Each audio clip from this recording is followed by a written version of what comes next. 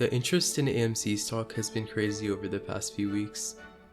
The stock is up thousands of %, and there are countless people giving their explanations as for why this happened, coming from big players, little players, and scrubs in the market.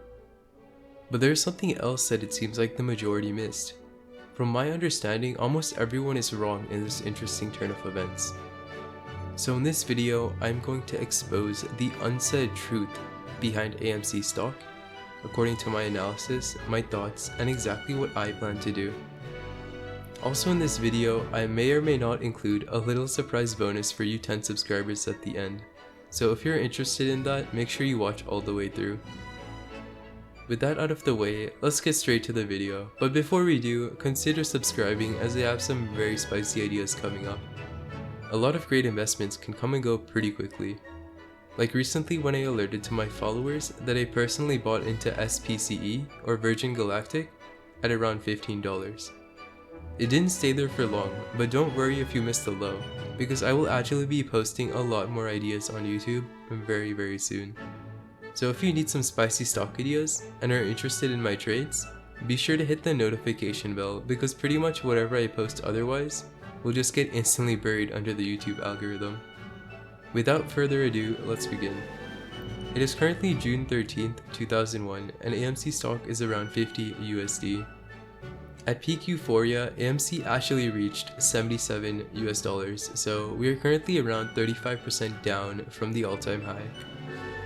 Finally, the market cap of AMC is currently around $24 billion, which at this point is even higher than Gamestop's $17 billion market cap. So what actually happened with AMC? Well, my take on this event is completely unorthodox, but it is still rationally sound. It will likely be disliked by many, especially by the emotional herd that is pumping AMC, but I'm sure that it may resonate with some of you who are able to elevate yourself above the crowd. The true reason for this run was not an accidental hedge fund short squeeze. It was not a push driven by fundamentals, or even Robinhooders with their stimulus checks buying call options. It is something much more interesting. It has to do with the mechanics and the nature of the market, along with particular stock cycles. It is not something as simple as human buyers or sellers, but instead something much more computer driven. The reason AMC stock has recently risen so much is the same reason for the flash crash of 2018. My take on it is that the stock for some reason or another was recognized by a high frequency trading algorithm to be rapidly moved to the upside. By doing so, it would create a perfect setup. In this setup, once the story reaches fruition, and we reach the euphoria stage of the stock cycle, we simply enter a downturn, no different from any of the other stock cycles that we have seen before. Currently, the AMC retail investor, or the apes as they like to refer to themselves, believe that they have won. There's mass euphoria and denial in AMC stock as it has recently pulling back. The amount of traffic around this topic has also reached unprecedented levels. Pretty much everybody who would have invested in AMC at this point has already deployed most of their capital into this stock. Thus, there exists significantly less potential money flow by the retail investors to the long side. There also exists significantly more potential to the sell side, as when people are invested in a stock, they can be stopped out obviously, or sell their shares if they do so or please. Not only that, but pretty much every other social media influencer at this time is pumping AMC and getting a ton of likes for it. It is amusing because anyone who provides a bearish case, despite how logically sound it may be, is hunted down by these AMC social media vigilantes and flamed. If this is not a sign of mass euphoria or mass denial, I don't know what is. In the process, every sheep AMC investor, or ape as they like to refer to themselves, will lose everything if they remain invested with their denial and hold through the coming meltdown in AMC that we are about to see. This is simply a part of the markets. It is a piece of nature that doesn't change. Finally, at the end, those sheeps who lost all their money disappear and the cycle starts again in some new stock at a different time. So where does this put AMC on the cycle? Well, to get straight to the point, I'd a strong sell for any price above $50. In fact, at this time, AMC and Gamestop are both strong sells according to my analysis at this price and time. They are somewhere at the end of the bull cycle and at the start of the bear cycle where everyone is delusional, in denial, and euphoric. To buy AMC at $12 was one thing, but to buy now and be positioned long at $50 is a completely different story.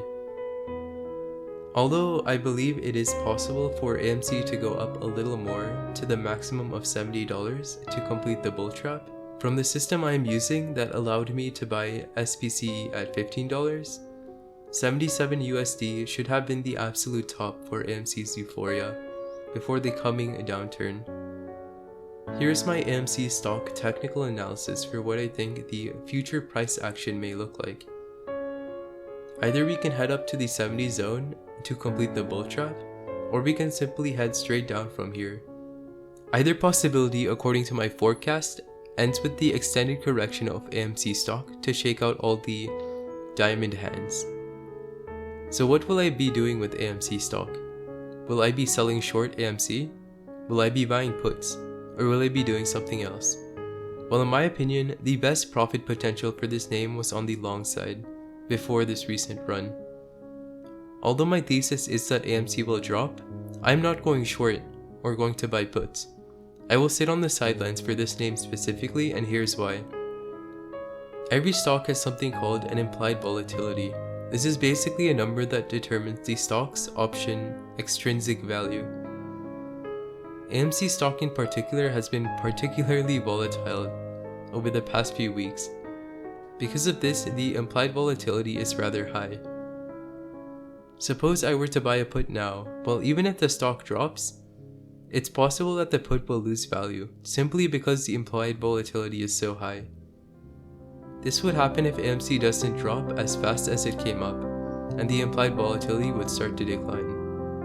So even if AMC drops, it is not guaranteed that you will make profit on the put. So since I am not taking a position on AMC, what will I be doing? Well, I actually see a few better opportunities to the downside. But before I go over these super spicy opportunities, be sure to like the video if you feel like you got any value so far. Also consider subscribing if you are interested in some future ideas. Now here's the surprise bonus for my 10 subscribers. It is a trade idea. Instead of shorting AMC through puts, here's a stock with a much better short return profile, with also a much lower implied volatility, meaning it works much better with puts.